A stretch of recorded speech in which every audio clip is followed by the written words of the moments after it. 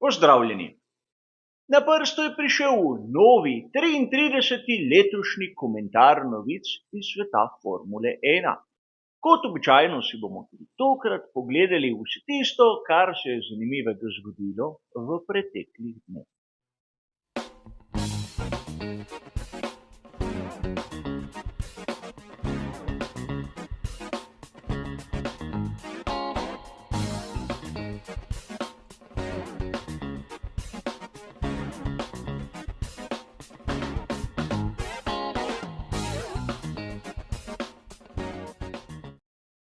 Tudi danes se bomo, kot običajno, ukvarjali s 4 različnimi sklopi novic, kjer bodo vsi članki, ki jih boste videli navedene v samem prispevku, dosegljivi na bližnjicah, ki so v opisu.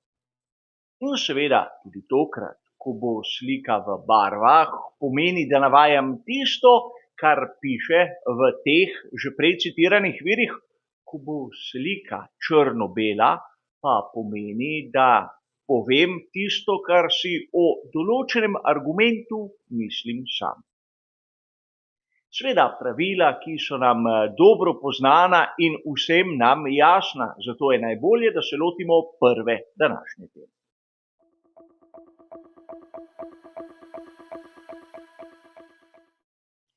Na začetku tega tedna so imeli pri Red Bullu toliko napovedan sestanek.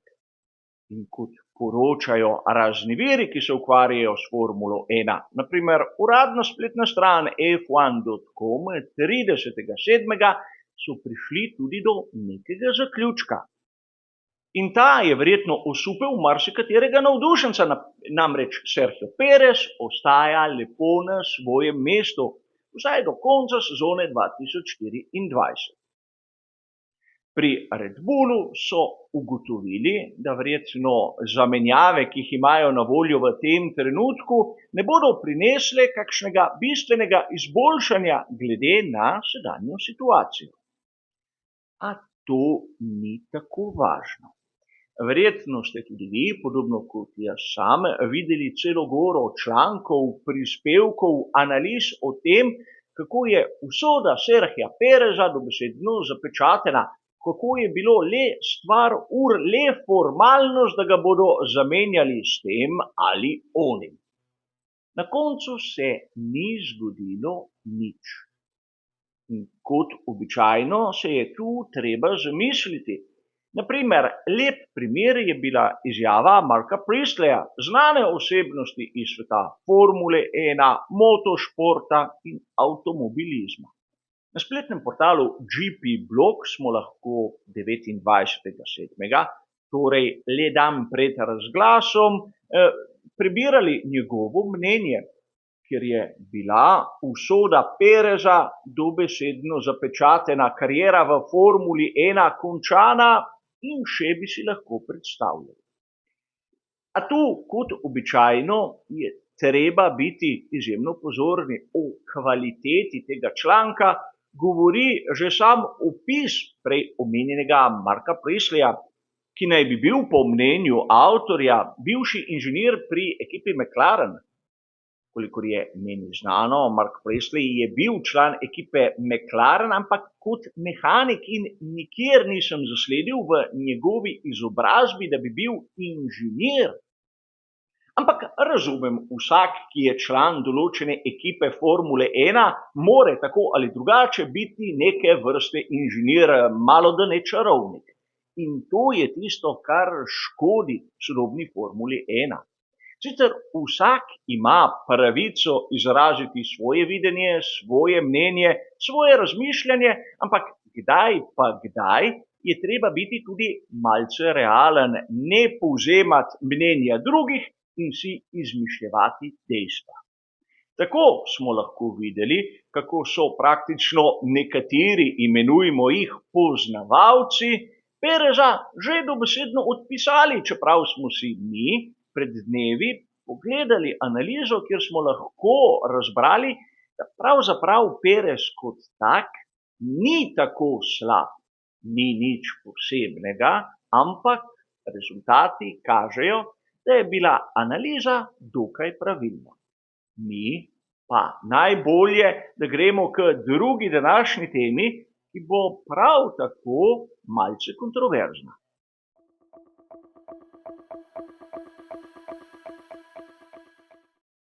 Ste se kdaj vprašali, kako je možno, da ena in ista oseba da dve popolnoma nasprotujoči si izjavi na en in isti dan o zadevah, o katerih se govori že nekaj časa? Danes si bomo pogledali, kaj je bilo objavljeno o Frederiku Vassarju na dan 30.7. Namreč na spletnem portalu motosport.com smo lahko zasledili, da težave, ki jih imajo pri Ferrariju z tako osovraženim odbijanjem na hitrih ovinkih, bodo skušali odpraviti po koncu poletnega premora. Zadeva, o kateri je bilo v resnici že govora v predhodnih tednih, in takšna izjava ni nobeno presenečenje za nas, ljubitelje Formule 1. A kaj, ko v spletnem portalu GP Blog smo lahko isti dan zasledili, kako Vassar trdi, da odbijanje je pod nadzorom. In sedaj, če je zadeva pod nadzorom, zakaj jo je treba po poletnem premoru odpraviti? In tu se odpira kar nekaj zanimivih vprašanj. Najprej to. Kdo je tisti, ki takšne izjave povzema, in kako je možno, da dva različna avtorja lahko o izjavi ene in iste osebe napišeta tako nasprotujoča si mnenja? Tu bi rad dodal še članek, ki je bil izdan pred nekaj leti, ko je bil na primer James Wolf šef pri tovarniški ekipi Mercedes in lepo razloži, kakšna je razlika med odbijanjem in poskakovanjem. Seveda obstaja razlog, zakaj tudi v angleščini imamo dva različna izraza za dva različna pojava, čeprav v mnogih virih, tudi slovenskih, se zadeve rahlo med seboj premešajo. A to ni važno.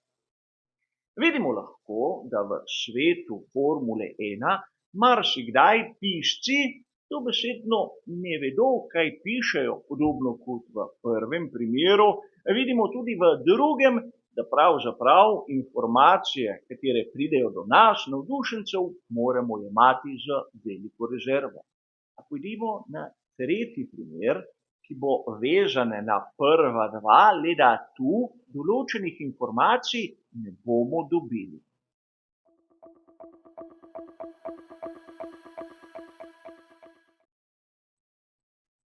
V prvih dveh sklopih današnjega komentarja novic smo videli primere, ko nam viri podajo preveč takšnih ali drugačnih podatkov. Ampak v našem tretjem se bomo ustavili ob zgodbi, kjer podatkov pravzaprav nočejo posredovati. Verjetno ste zasledili, da bo Oliver Oakes postal novi glavni odgovorni pri ekipi Alpine. To so na primer uradno objavili na strani f1.com 31.7. A o tej menjavi se je govorilo že v vikendu posvečenemu veliki nagradi Belgije, kjer smo lahko zaslišali te govorice in seveda potrditev, da Bruno Famen zapušča svoje mesto. Za mnoge malce manj natančne poznavalce sveta Formule 1 in nižjih kategorij je ime Olija Oakesa dokaj neznano.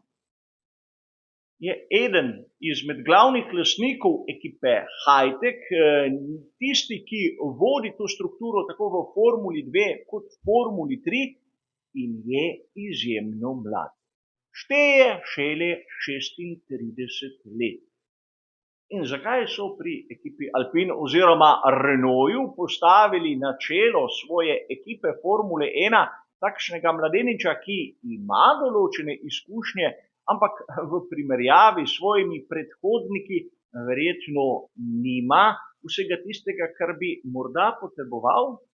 Odgovor, kot boste videli, je morda izjemno enostaven, ampak nihče ne želi pogledati tistega, kar se je objavljalo pred dobrim letom in pol. Zakaj v resnici gre? Takrat, če se spomnite, je bilo ogromno govora o ekipi Andretti in o tem, da so jim pri FIA dali zeleno luč, da bi se lahko pridružili cirkusu Formule 1.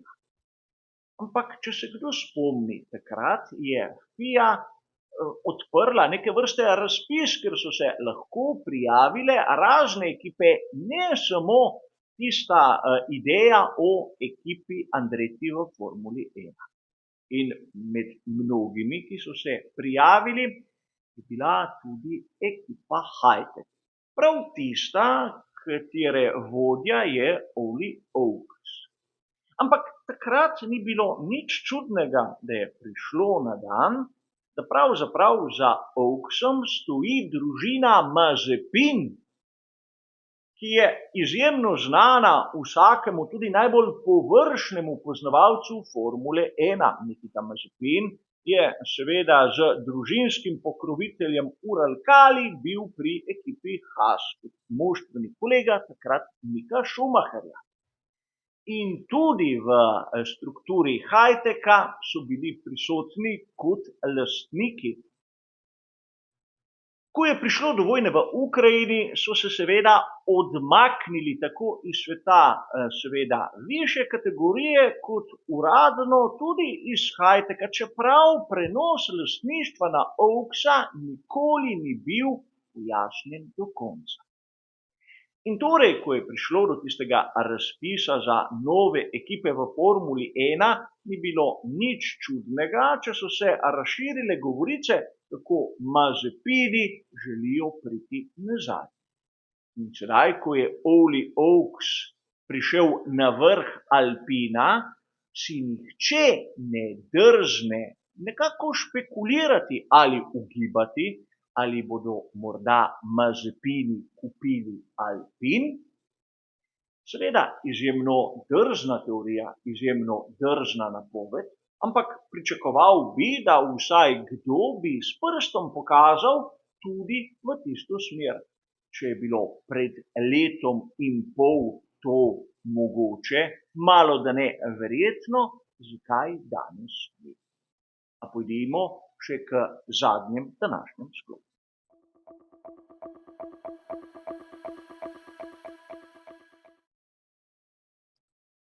Za konec današnjega komentarja novic pa še tema, ki je kot običajno malce bolj lahkotna. Verjamem, da marsikateremu navdušencu Formule 1 zaključek velike nagrade Belgije ni bil všeč. Namreč diskvalifikacija zmagovalca Georgea Russella po koncu velike nagrade Belgije je pustila neke vrste grenak priokus. Ampak zavedati se moramo, mi navdušenci, da to ni prvič. 31.7. smo lahko na spletnem portalu GP Blog prebrali članek, kjer našteva primere iz preteklosti. In tu lahko vidimo, da pravzaprav takšne diskvalifikacije sploh niso redkost.